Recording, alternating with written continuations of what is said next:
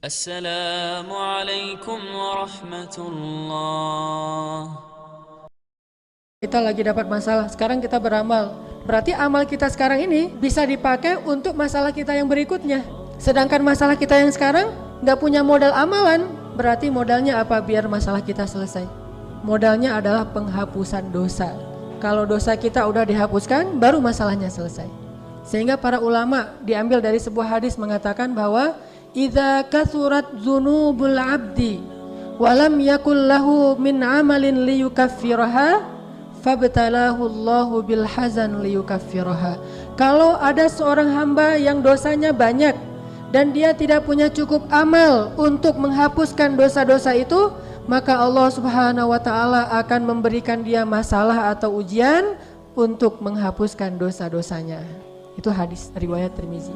Berarti cara Allah menghapuskan dosa hamba itu ada 3. 1 dengan dia bertaubat, 2 dengan dia beramal solih, yang ketiga dengan memberikan dia musibah. Dan kalau amal solih kita kurang, dosa kita di masa lalu besar, maka Allah Subhanahu wa taala akan memberi kita musibah untuk menghapuskan dosa-dosa kita itu. Sehingga benar jika ulama mengatakan banyak-banyaklah beramal, karena amal kita selain akan mengangkat derajat kita, amal itu juga yang akan menjadi penghapus dosa-dosa kita. Sehingga kalau dosa kita udah dihapuskan dengan amal solih, insya Allah Allah tidak akan memberikan kita ujian ataupun musibah yang besar dalam hidup kita, kecuali hanya ujian iman saja. Kan ujian itu banyak bentuknya. Ada ujian iman, ada ujian karena kesalahan kita, ada ujian karena dosa-dosa kita, ada ujian untuk mengangkat derajat kita, ada ujian untuk menguji orang lain lewat kita. Itu macam-macam bentuk ujian. Intinya setidaknya berkurang beberapa jenis ujian. Salah satunya karena dosa-dosa dan kesalahan kita. Soalnya dosa kita sudah dihapus dengan amal soleh kita. Intinya kita selalu butuh amal soleh itu. Jadi jangan tunggu pas kita lagi banyak masalah baru beramal. Pas lagi susah baru rajin tahajud. Pas habis putus baru rajin itikaf.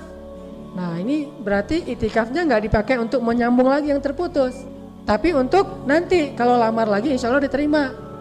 Nih putus nih, ya kita temenan aja ya, misalnya kan bahasa standar lah ya, kita adik kakak aja gitu kan. Putus, kan hancur tuh, lagi breaking heart, lagi hancur-hancurnya hatinya tuh. Obatnya di mana?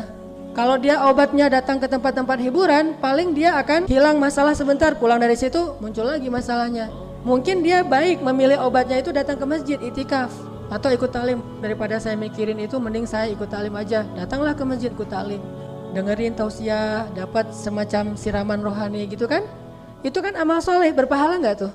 Berpahala, tetapi amal soleh yang dia lakukan itu bukan untuk menyelesaikan masalah dia yang sekarang, tapi masalah dia yang akan datang. Masalah dia yang sekarang diselesaikan jika dosa-dosanya sudah dihapus oleh Allah Subhanahu wa taala. Makanya jangan tunggu susah baru beramal, tapi justru ketika kita senang kita beramal, nanti amalan kita ketika senang itu dipakai ketika kita susah. Apa kata Allah di Al-Qur'an? Fadhkuruni azkurkum. Ingatlah aku akan ingat kalian. Artinya apa? Kata ulama tafsir, ingatlah aku ketika kalian senang, nanti aku akan ingat kalian ketika kalian susah. Nanti aku akan ingat kalian ketika kalian susah.